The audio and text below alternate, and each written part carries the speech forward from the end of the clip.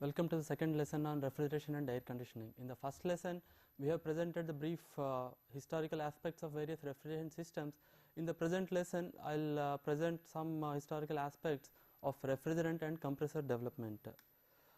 The specific objectives of this lesson are to outline refrigerant development and various issues related to refrigerant selection and development of different types of compressors.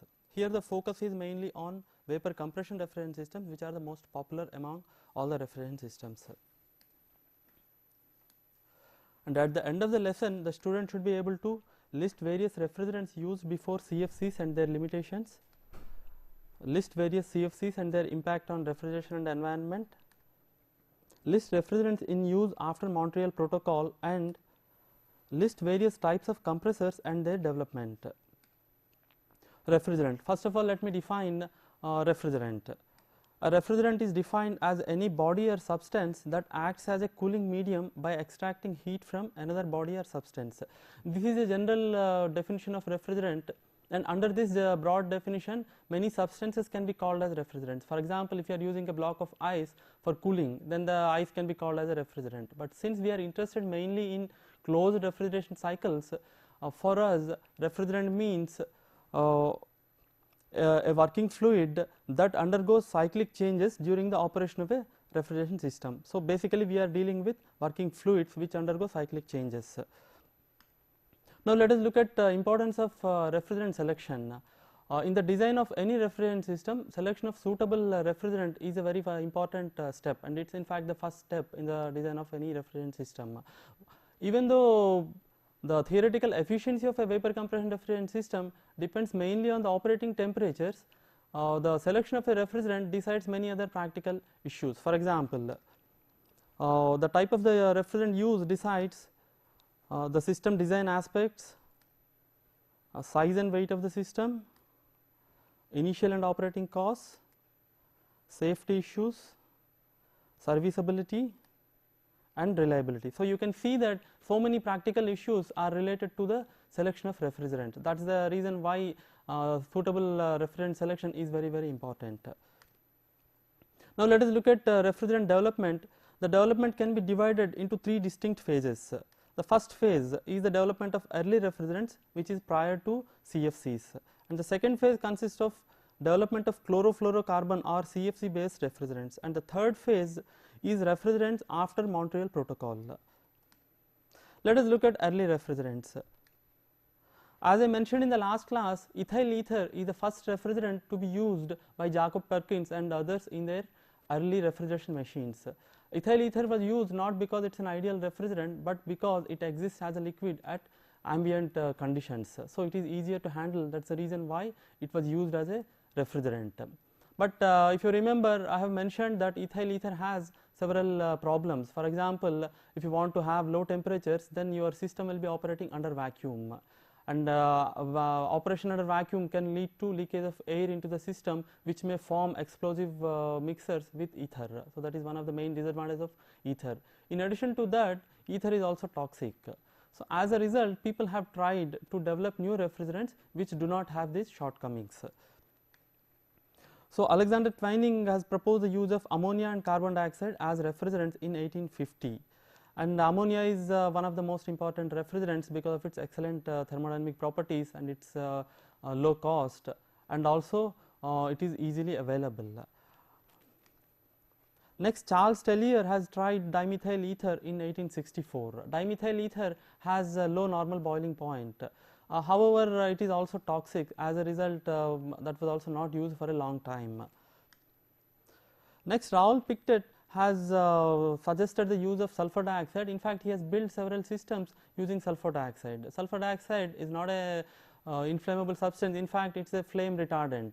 In addition to that, it also has the advantage that it acts as an auto lubricant. So when you are using sulfur dioxide in a compression system, you do not need any external lubricant. However, the problem with sulfur dioxide is that if in the presence of water, it forms sulfuric acid, and sulfuric acid is highly corrosive, so it can damage the materials of construction. So even though sulfur dioxide was used widely for about 60 years, later it was replaced by other refrigerants. Then Linde has built ammonia systems in 1877. As I said, this is one of the most important landmarks in the history of refrigeration. And Windhausen has used carbon dioxide in 1885. Carbon dioxide, since it is non-toxic and non-flammable and it is a safe refrigerant, so it was very widely used in marine air conditioning and refrigeration applications. But one problem with carbon dioxide is that it has a low critical temperature and also its operating pressures are very high. As a result, carbon dioxide was used for about 60 years and later it was phased out. But again of late there is an increasing use of carbon dioxide because of its other excellent properties. Hydrocarbons and their mixers were also tried in domestic refrigerators and other systems. So these are the early refrigerants which were used before the invention of the artificial or synthetic refrigerants. As I mentioned just now, all these earlier refrigerants face from one problem or other. Let us look at these problems. They are some of them are toxic. For example, ether and ammonia are toxic. They had the problem of flammability, particularly with hydrocarbons. Hydrocarbons are highly flammable, so this is one of the problems. And material compatibility. Ammonia is not compatible with copper, brass, etc. So you cannot use these materials when you have ammonia in the system. Then chemical stability, as I mentioned just now, for example, refrigerants like sulfur dioxide react with water and form sulfuric acid. So it is sulfur dioxide is not chemically very stable. And then operating pressures. This is one typical problem with carbon dioxide.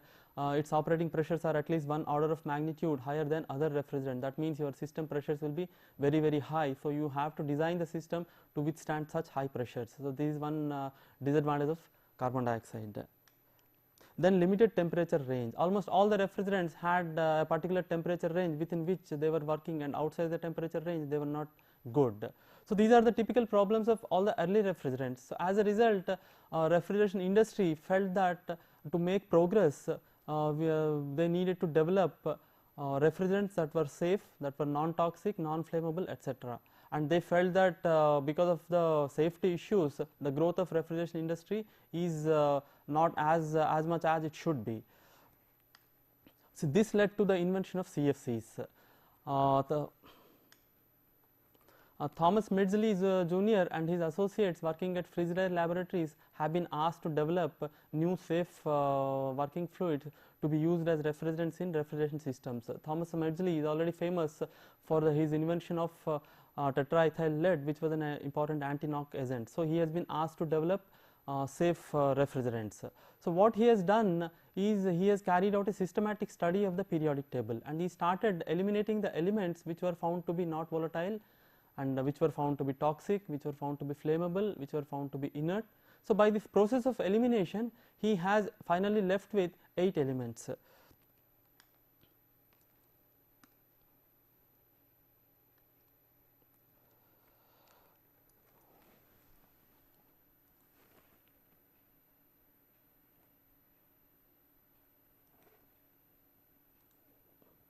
So I will show you the 8 elements on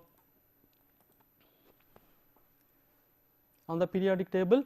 So you can see the 8 elements which were left out after the elimination process, and I have shown here their atomic number, atomic weight, and the group to which they belong. So you can see here the 8 elements are hydrogen, carbon, nitrogen, oxygen, fluorine, sulfur, chlorine, and bromine, and the colors indicate their condition at room temperature. For example, the green color means that these elements are gases, exist as gases at room temperature, and the red color shows that the element bromine, for example, is a liquid at room temperature, and the pink color, for example, carbon and sulfur, they are solids at room temperatures. So after this systematic elimination and systematic study of periodic table, they have arrived at 3 important conclusions. The first conclusion is that the flammability reduces from left to right. That means the hydrogen is highly flammable, and as you move from the left to right of these 8 elements, the flammability reduces. This is the one important conclusion. And second conclusion is that toxicity reduces as you go from the bottom to top. That means bromine is highly toxic, and the toxicity reduces as you move up. And third conclusion is that all the refrigerants that were available at that time were made out of a few elements of these 8 elements only. That means if you want to make some refrigerant, you have to choose some elements among these 8 only. These are the main conclusions arrived at by Thomas Midgley and his associates. Then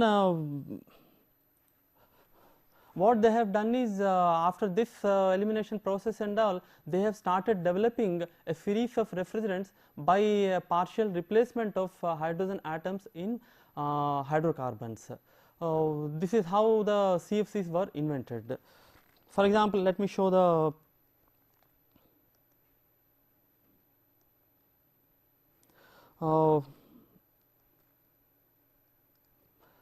this is your typical you have methane atom. Okay. So, if you replace this hydrogen atoms, let us say by chlorine and fluorine, I am replacing these hydrogen atoms by 2 chlorine atoms and 2 fluorine atoms. So, what we get here is CCl2 F2. So, this is one important refrigerant, and it's known as by its number R12. So, if you replace, for example, instead of 2 chlorine atoms, for example, I am replacing this chlorine atom with another fluorine atom. So, I get what is known as R13. So, this is another important refrigerant. For example, again one more 2 more fluorine atoms are replaced by chlorine atoms, let us say. That means we have CCl3 F. So, this refrigerant is known as R11. So, by replacing hydrogen atoms with either chlorine or fluorine, you get a series of different working fluids, and they have shown that by this process you can evolve a large number of refrigerants whose properties are dramatically different from each other, and they have shown how properties like toxicity, flammability, normal boiling point, etc. can be controlled or can be varied by varying the chemical composition. So, this is the basis behind the development of several CFCs, and out of this development came the first refrigerant known as Freon 12 or CCl2 F2. This is introduced in 1931, and the Freon is the trade name of all the refrigerants manufactured by DuPont Company of USA. And as I said, Freon 12 is the first refrigerant, first CFC refrigerant to be introduced into the market, and it is one of the most important refrigerants, and it was widely used in domestic refrigerators and in small air conditioning systems, etc. Next refrigerant to come out of this is what is known as Freon 11. So, it is its chemical composition is CCl3F, and it is normally used for air conditioning in large plants, and it is also used as a foam blowing agent in insulations. And the next important refrigerant is what is known as Freon 22. Its chemical formula is CHClF2, and it is very widely used as a refrigerant in air conditioning systems. And after this, a host of refrigerants have followed by the modification of hydrocarbons. Here all these 3 freons like R11, R12 and R22, they are derived from methane. Of course, you can also have other refrigerants which are derived from, say, ethane. So, one can have a large number of refrigerants basically derived from the saturated hydrocarbons. Since so many refrigerants were introduced, a numbering system was introduced to identify the refrigerants from its number. So, that is the reason why for example, Freon 12 is called as R12, and the number 1, 2 has significance, and if you follow the numbering system, you can tell what is the chemical composition by just looking at the number. So, these issues I will discuss when we discuss refrigerants in a later lesson. Now, let us look at how CFCs compare with the early refrigerants. Compared to the early refrigerants, CFCs are non-toxic, they are non-flammable, they are chemically stable, they are compatible with common materials, they are available for a wide refrigeration temperature range. So, you can see that almost all the perceived problems of the early refrigerants were in fact eliminated by the invention of or by these new working fluids. In fact, the non-toxicity and non-flammability of these refrigerants used to be demonstrated by Thomas Midgley. What he used to do is he used to take a mouthful of the refrigerant and he used to blow it over a burning candle, and the flame used to get extinguished. That is how he used to say that it is non-toxic, because even after inhaling there is no problem, and it is non-flammable because the flame used to get extinguished. So soon these refrigerants have become very popular, and they have been used very widely because of all these favorable properties. Now let us look at the impact of CFCs. First impact is that all early refrigerants except ammonia are replaced by various CFCs. Ammonia could not be replaced because of its excellent properties. Then there is a rapid growth in refrigeration due to the safe nature of these refrigerants. And refrigeration have entered households mainly due to the invention of CFCs, and household items like refrigerators, air conditioners have become very popular all over the world. And as a result of this, the production and consumption of CFCs has increased exponentially. So you see suddenly a lot of manufacturing plants coming up manufacturing CFCs. And as I was mentioning, every company used to have their own trade name. For example, the DuPont company used to call their refrigerants under the name Freons, and the General Electric company used to call them as Genetrons. So as a result of all these favorable properties, refrigerants based on CFCs have been used very widely for almost 50 years, and everybody felt that they have finally got a safe refrigerant. But suddenly something has happened, and in 1974 two scientists, Rowland and Molina, have proposed a theory of ozone layer depletion. Their theory says that the CFCs, if they are released into the atmosphere, will lead to the depletion of ozone layer. So let us look at what is this ozone layer and how the CFCs lead to ozone layer depletion.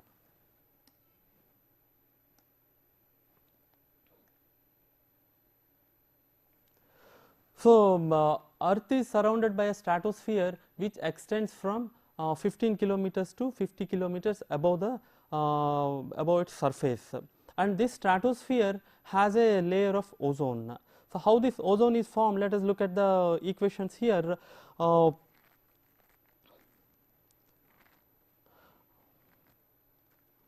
Oxygen in the ozone layer reacts with, under the action of you have the ultraviolet rays. As you know, sun emits a wide variety of radiation, and ultraviolet rays are one among them. And under the action of ultraviolet rays, oxygen molecule splits into two radicals of oxygen. This one radical of oxygen reacts with one molecule of oxygen, forming one molecule of ozone. So as a result, ultimately what we have is three molecules of oxygen react reversibly to form two molecules of ozone. So as a result of this, you have a presence of ozone in the stratosphere. This ozone layer is very important for survival of life on Earth, because as I mentioned, sun emits ultraviolet radiation, and ultraviolet radiation is harmful to life. We will see what are the harmful effects of this ultraviolet radiation, and thanks to the presence of ozone layer, we really do not get much of the ultraviolet radiation, and that is how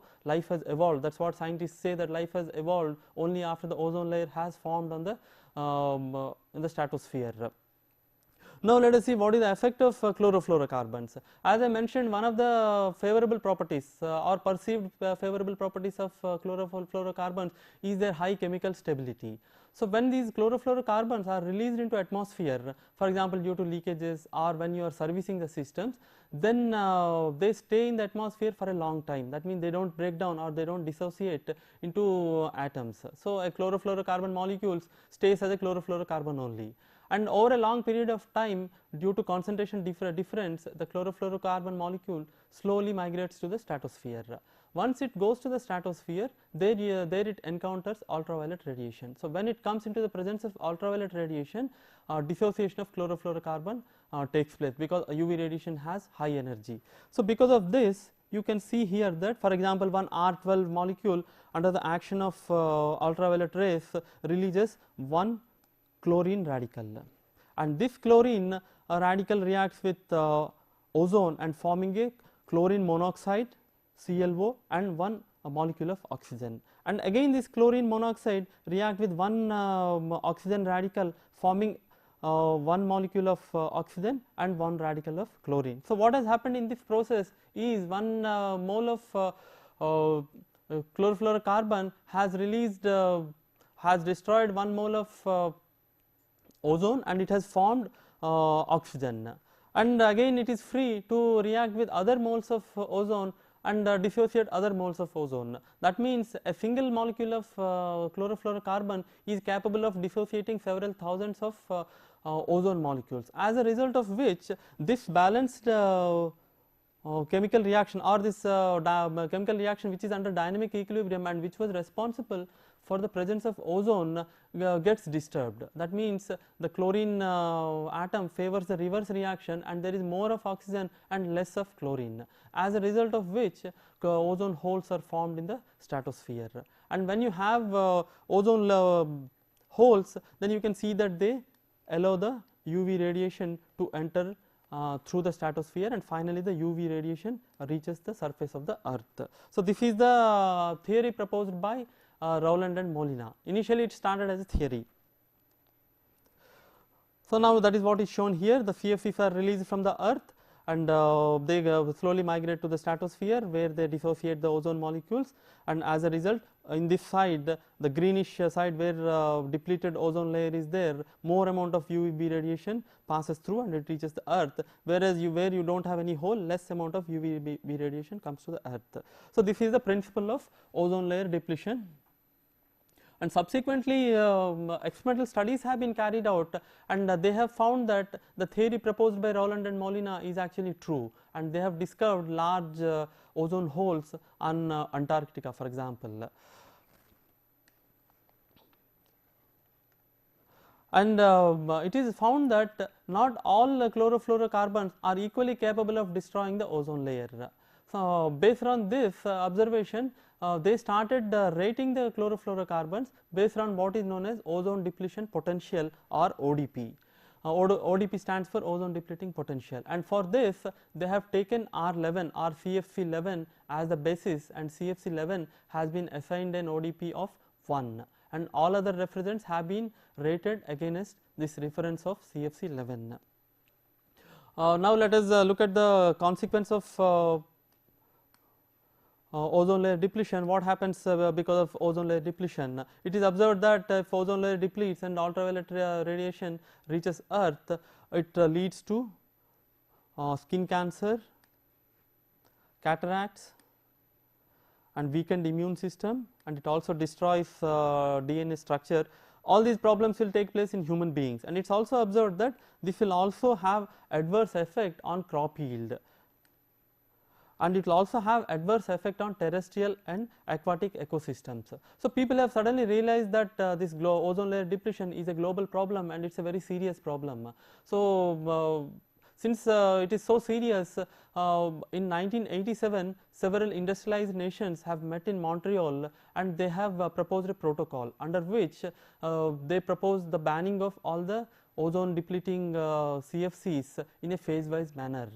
Initially only the industrialized nations have joined this protocol, but subsequently almost all the countries of the world have ratified this protocol. As a result of this Montreal protocol, it has been agreed to ban the completely ban the use of all chlorofluorocarbon based refrigerants. And since you are banning them, you require a safe refrigerant. So again a search for safe refrigerant has started all over. In addition to the ozone layer depletion problem, there is also another environmental problem which is also related to the presence of CFCs in the atmosphere. This problem is known as global warming or greenhouse effect. Let us look at the global warming and let me explain the principle or concept of global warming. As you know, Earth is surrounded by an atmosphere, and this atmosphere consists of several gases such as carbon dioxide, nitrogen, oxygen, water vapor, etc. And some of these gases such as carbon dioxide, nitrous oxide or oxides of nitrogen and water vapor act as greenhouse gases. What is the meaning of greenhouse gases? As you know, solar radiation mainly consists of short wave radiation, and this atmosphere consisting of all these gases allows the short wave radiation to pass through and reach the earth. So short wave radiation from earth passes through the atmosphere and reaches the surface of the earth, and the earth's surface absorbs this radiation and its temperature increases, and the earth in return emits long wave radiation.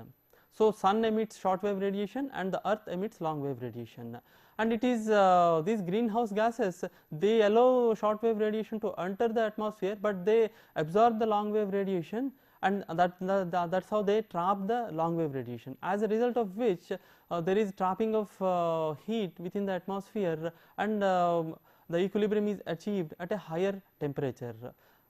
That means, because of the presence of these greenhouse gases, a warm blanket develops around the earth, and this warm blanket is very essential for life on earth.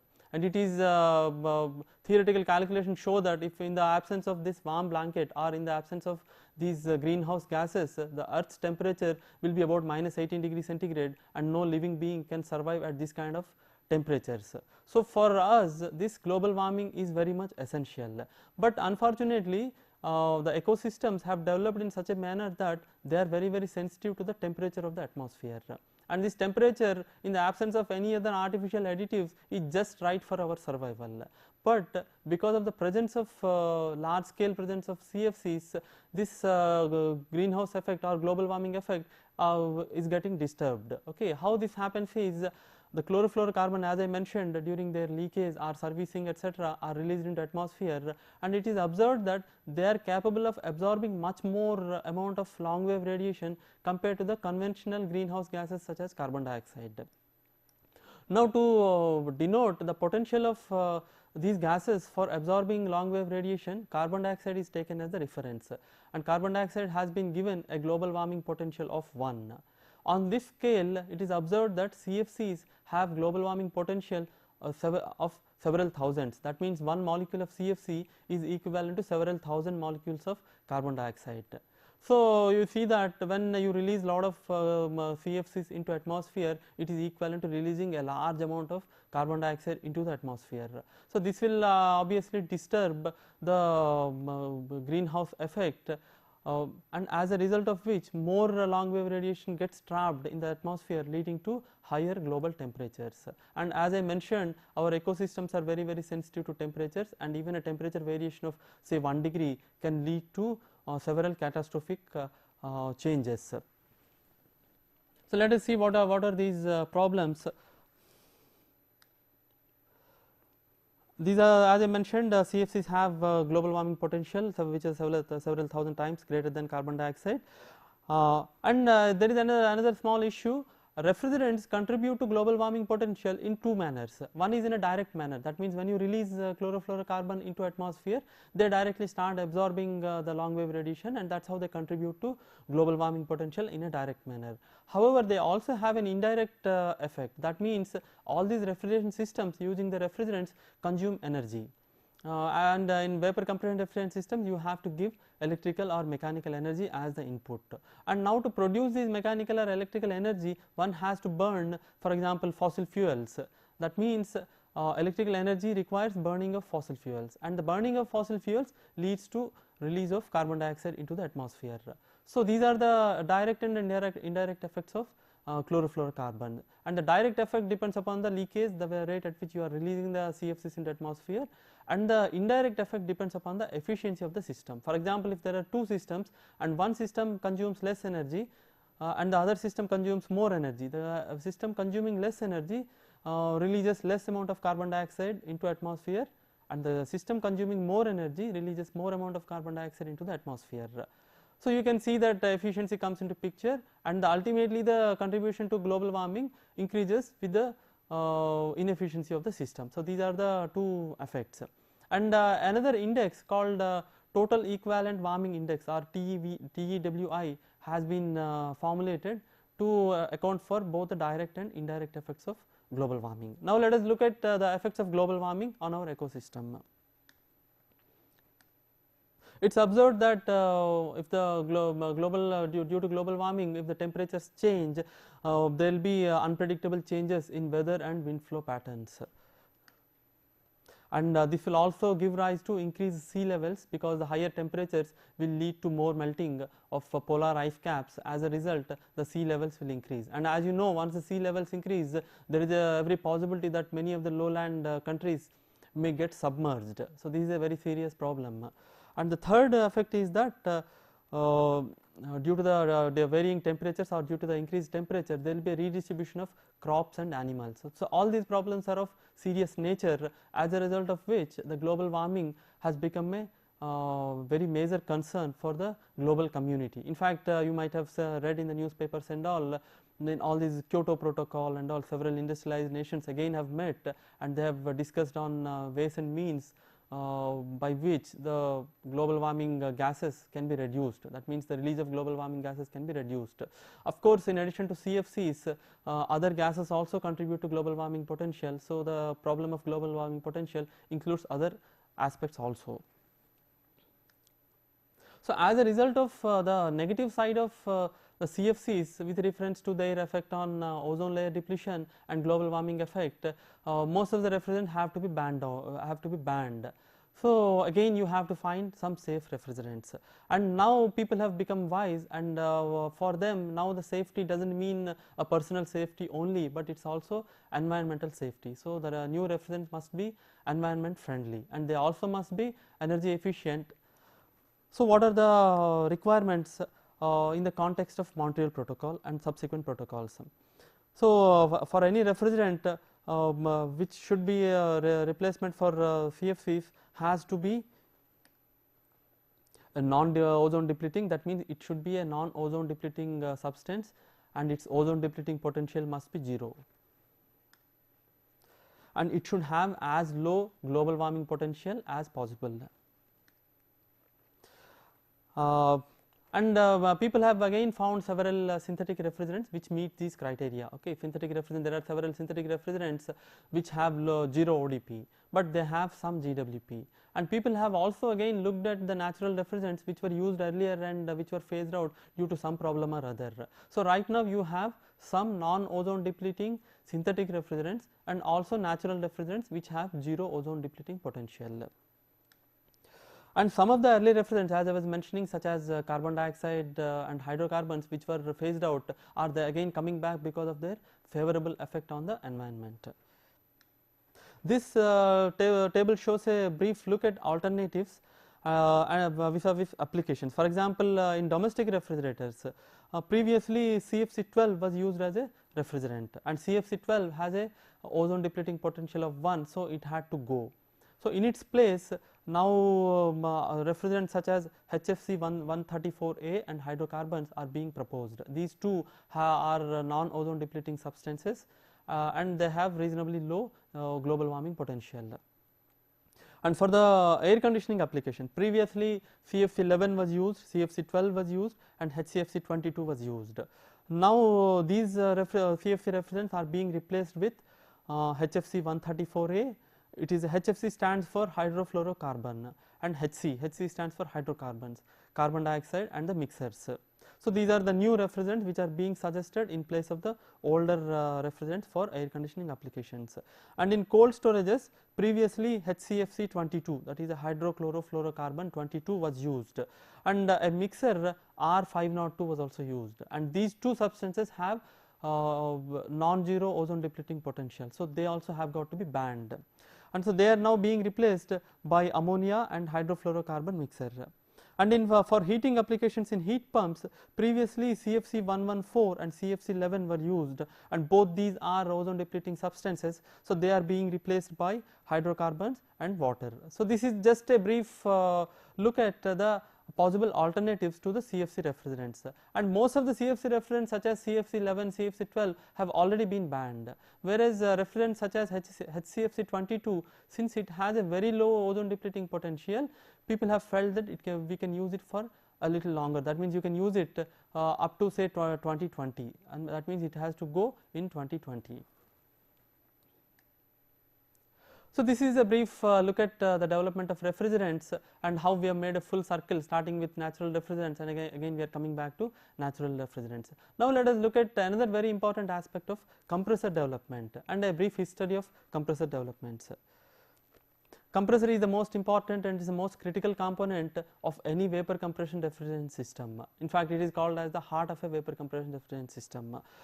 This is because it is always the most, it is the major cost component of any vapor compression refrigerant system. Typically 30 to 40% of the total plant cost is due to the compressor. So obviously it is very important that you select the right compressor, and it has a great influence on energy consumption, reliability and serviceability of the system.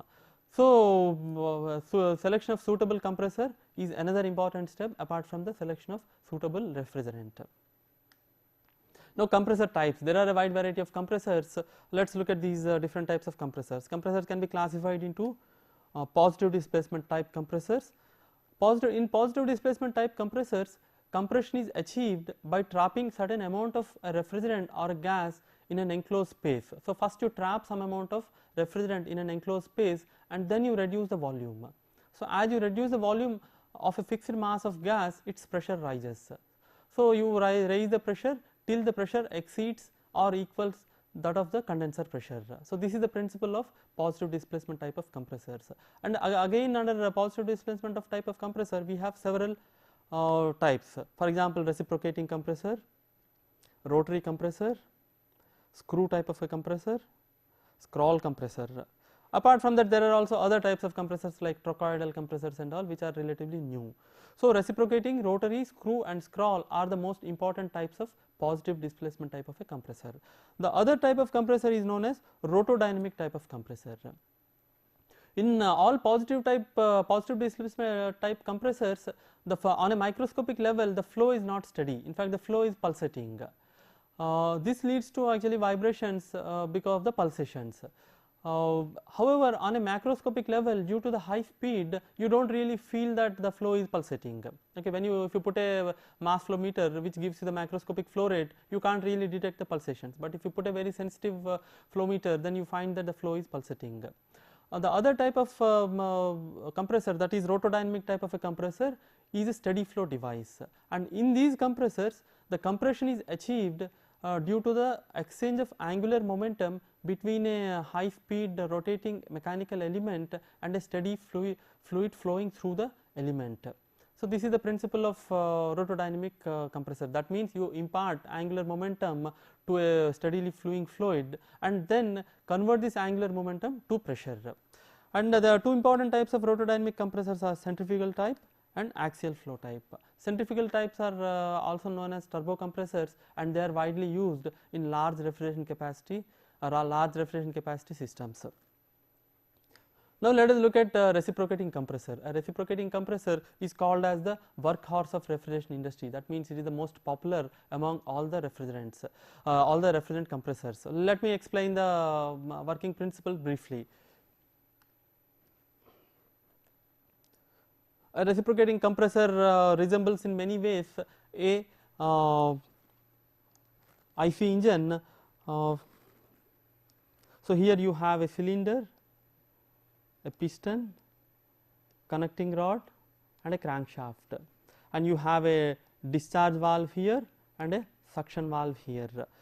As this crankshaft rotates in this manner, the piston slides in the cylinder. So, piston reciprocates in the cylinder as the crankshaft rotates. So, you are converting basically the rotating motion of a crankshaft into a reciprocating motion. That is why you call it as a reciprocating compressor. Now, as I was mentioning, this is a positive displacement type of a compressor. So, you have to have an enclosed space and you reduce the volume of the enclosed space. So, here the enclosed space is formed due to the presence of the cylinder, the piston and the two valves. When the two valves are closed, then you have an enclosed space here. Okay, so, if you trap some amount of gas here and you reduce the volume by moving the piston in this direction, then the volume reduces and pressure builds up. So, the working principle is like this. Let us assume that initially the compressor is at the inner dead center. That means it is at this position. The piston is at this position, and as the crankshaft rotates, the piston moves towards the outer dead center or ODC. So, as the piston moves towards the outer dead center, there will be expansion of the gas inside the cylinder, hence the cylinder pressure drops. When the cylinder pressure drops, due to the pressure difference between the evaporator here and the cylinder here, this suction valve opens. Once the suction valve opens, refrigerant from the evaporator flows through this inlet and enters into the cylinder. This process continues as long as the piston is moving towards the ODC. Once it reaches ODC, the further rotation of crankshaft leads to the movement of piston in the reverse direction. That means now the piston will start moving from the outer dead center to the inner dead center, that means in this direction. When it starts moving in this direction, the pressure starts rising because the volume gets reduced. As this pressure exceeds that of the evaporator pressure, suction valve closes and discharge valve is closed now. At this moment discharge valve is closed. So, both suction and discharge valves are closed, and as the piston moves, the volume reduces, pressure builds up. Once this pressure exceeds the pressure of the condenser, that means the pressure at this point, this is the condenser pressure, then the discharge valve opens. So, once the discharge valve opens, the refrigerant that is trapped inside this enclosed space escapes through this discharge valve, goes to the condenser, gets condensed, and then it flows through the expansion valve, goes to the evaporator, and the cycle is completed. So, that means the movement of the piston inside the cylinder will give rise to suction and compression, and as you can see that flow is not steady. That means at some moment during at some point refrigerant enters, and at some point it gets compressed, and at some point it gets discharged. So, if you put a very fine probe here, then you find that the flow is pulsating. Okay, so this is the basic principle of any reciprocating type of a compressor.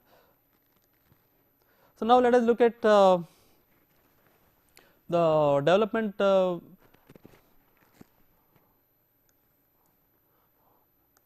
developmental issues regarding the reciprocating type of a compressor.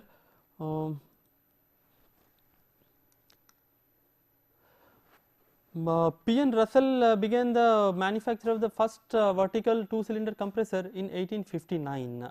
So, this is the first commercialization of compressors, and as the name implies, it is vertical and it had 2 cylinders. And Charles Tellier has developed a horizontal single cylinder compressor in 1863. And T.S. Lowe has developed carbon dioxide compressor in 1868. And Raoul Pictet has developed horizontal oil free sulfur dioxide compressor in 1874, and Linde has introduced horizontal double acting compressor in 1877.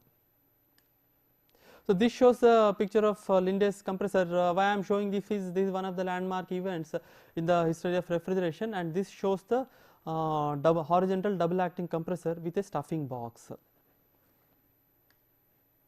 Now, let us look at the early compressors. What are the characteristics of the early compressors? The earliest compressor is a hand operated compressor. Now, you can see that if you want to run the compressor, you have to supply some mechanical energy. That means some drive is required to run the compressor, and the first compressor, the drive was provided by a human being. That means it was a hand operated compressor. It is just like our normal water bore wells, and later the hand operated compressors were replaced with steam engine driven compressors. This happened sometime in 1850s, and the early compressors were essentially open type. Open type means the body of the compressor and the driving mechanism. For example, if it is steam engine, then the steam engine and the compressor were separated. So, this is what is known as a open type of a compressor, and they were typically very low speed compressors. That means the speed used to be about 50 rpm. And their size used to be very large. For example, they used to have diameters as large as 0.5 meters, and the stroke length used to be as large as 1.2 meters. And since the speed is low and the size is large, typically they used to have small clearance. What will be the effect of this clearance and all, we will discuss when we discuss the performance of reciprocating compressors. But for the time being, let me say that the early compressors used to have small clearance, and they also used to have large valves. As a result of this low speed and large valves, they were able to handle a mixture of liquid and vapor. So, early compressors were handling refrigerant liquid plus vapor mixers.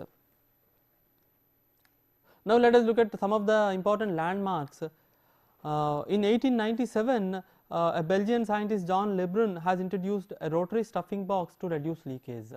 Now, one of the problems with open type of compressor is that the driving shaft goes into the body of the compressor. So, where it enters into the body of the compressor, you must provide some kind of a sealing so that it can rotate freely. At the same time, refrigerant leakage is minimized. So, this is a typical problem with any open type compressor. Because of this particular arrangement, there will always be some leakage of refrigerant near the shaft. So, people have tried different types of seals to minimize the leakage. It is not possible to prevent the leakage completely, but you can minimize the leakage. So, first breakthrough happened when Lebrun has introduced a rotary stuffing box. Using a rotary stuffing box, you can reduce the refrigerant leakage to a large extent. Then gradually the steam engine driven compressors were replaced with electrical motor driven compressors. This is a truly a landmark event or very important event in the development of compressors, because once you use the electrical motors for running the compressors, it offers many advantages. You can have speed, and you can have compact design, and many other important advantages. And this happened sometime in then high speed compressors, that means speeds above 500 rpm were introduced in 1920s. Let us look at what is the effect of speed.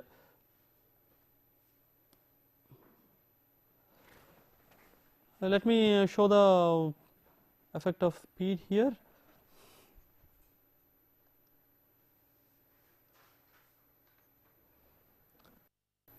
This table shows the effect of compressor speed. For example, in 1910 we had a ammonia based compressor which had 2 cylinders and which was running at 70 rpm speed, and it was giving a cooling capacity of 6.5 kilocalorie per hour per kg of the weight of the compressor. And in 1940 the compressors, ammonia compressors, used to have 4 cylinders and the speed used to be 400 rpm. So, now you can see that the cooling capacity per kg of the compressor weight has increased from 6.5 to 42 due to the increase in the speed and also in the due to increase in the number of cylinders.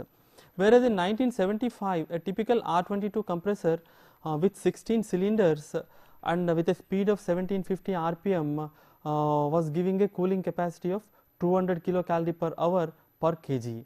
So, you can see that there is a 2 order of magnitude improvement in the cooling capacity with the speed, the increase in speed.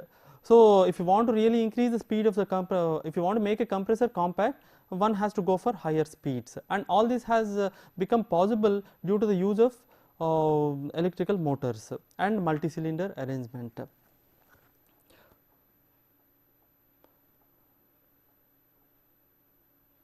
Now, let us see what are the other important landmarks.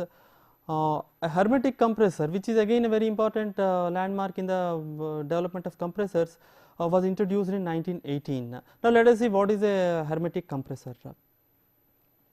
As I was mentioning, in a open type of a compressor, you always have a problem of refrigerant leakage, because the compressor and the motor, for example, are placed widely apart, and the rotating shaft has to pass through the body of the compressor where the leakage takes place. Now, if you have a leakage in a system, a continuous refrigerant leakage from the system, then after some time its performance gets affected. So, what is done in systems using open type compressor is that you have to provide a large refrigerant storage which will take care of the leakage to some extent, but after certain time you have to recharge the refrigerant into the system. That means all open type of compressors require periodic maintenance. Obviously, periodic maintenance is not possible if you are planning to use these compressors in say domestic refrigerators. You cannot have regular maintenance in your house. So, people felt that this problem of open type of a compressor has to be eliminated. So, this led to the development of a hermetic compressor. So, you can see the photograph of a hermetic compressor here. In a hermetic compressor, both the motor and the compressor are housed in the same external housing. That means both are mounted in an external shell. As a result, any refrigerant leakage from the compressor is confined within the shell, and to this shell are attached the suction and discharge lines through a permanent welding or brazing process. As a result, the leakage of refrigerant is completely eliminated. So, because of this important advantage, hermetic compressors have become very important for the development of domestic refrigerators and small compressors, small air conditioners, etc. Of course, one of the problems with hermetic compressor is that since you are keeping the motor also inside the refrigeration system, the heat losses because of the inefficiency of the motor becomes a load on the refrigerant system. As a result, hermetic compressors are less efficient compared to open type of a compressor. So normally you use hermetic compressors in small systems where efficiency is not so important, and use open type compressors in large systems where efficiency is important. Now let us look at other types of positive displacement type of compressors.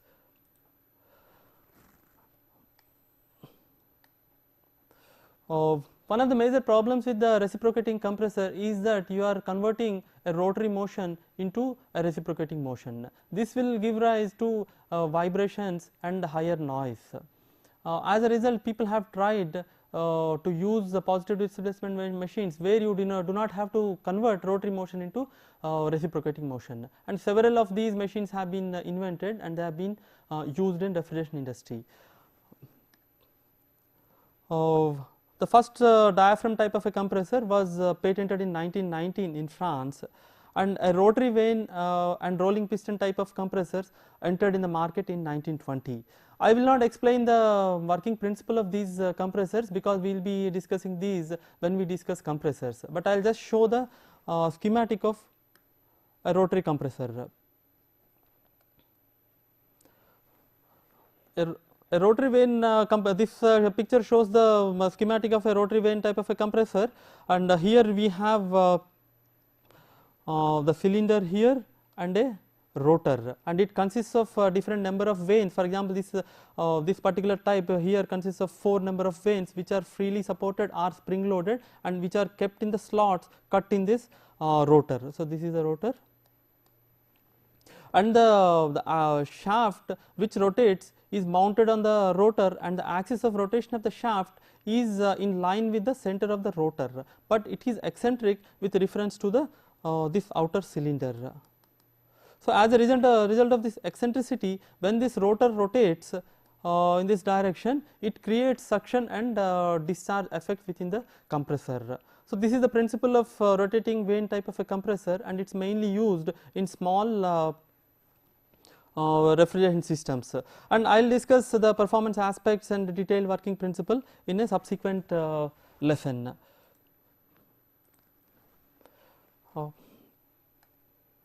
And this picture shows the schematic of a rolling piston compressor. And another very important type of a compressor called a screw compressor was invented in 1934 by Lishom in Sweden.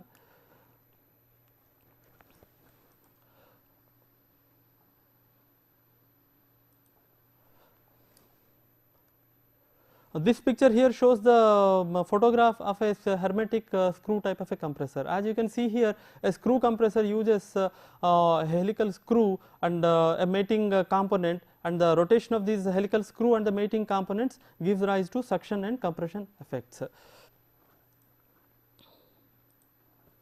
Then the scroll type of compressor are commercialized in 1980s. Scroll type of compressors are used in small refrigeration systems, and this picture here shows the small hermetic scroll type of a compressor.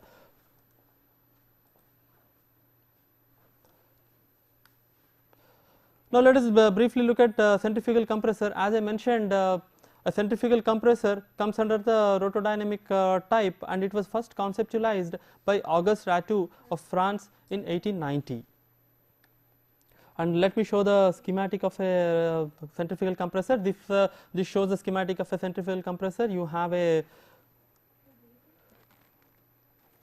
fast rotating, this will be rotating in this direction or in the opposite direction. This is called as the impeller here, and the gas enters through this inlet casing and it fills the space between the impeller blades. So as the impeller rotates at high speed, it imparts angular momentum to the gas. That means the gas gains the angular momentum, and the gas is thrown out because of the centrifugal action, and it enters into this vaneless diffuser, and in the vaneless diffuser some part of the kinetic energy is converted into pressure, and from this vaneless diffuser it enters into the outer volute casing, and as you can see, the cross sectional area of the outer volute casing gradually increases. As a result, the kinetic energy of the fluid is converted into pressure. So ultimately a high pressure gas comes out of the outlet.